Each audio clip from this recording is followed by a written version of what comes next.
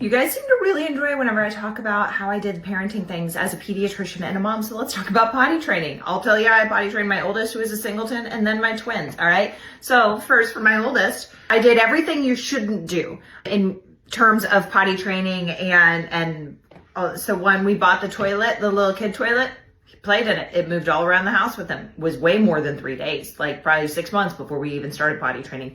Number two, I potty trained him a month before my twins were born. Yep, sure did. He was 2 and change and great conversationalist. And we just chatted. I was like, hey man, how about you do underwear and not pull-ups? And he said, bet. And that was kind of it. I'm not kidding. And then we had our twins and he did great. I wish I had better advice. That was what I did. Then with my twins, I hired him.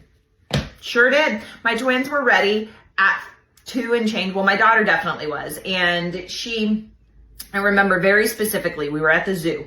It was fucking hot.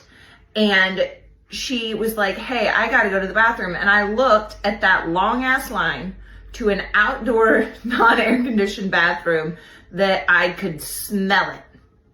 And I said, you're gonna pull up. Not doing that. She was ready before I was. So then I hired my son, my oldest. He was, how old was he? 5?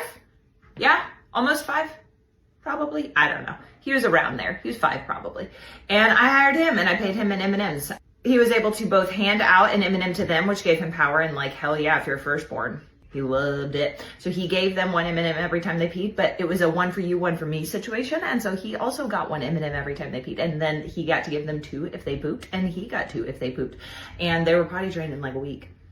And I didn't even have to get up. So yeah, that was a win. To answer the questions I'm inevitably going to get, that is my ceiling fan. And that is just the way it is. It is not about to hit my head.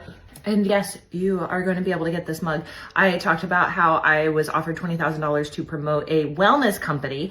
And I said, no, thank you, because my ethics are stronger than my greed. I did not make this.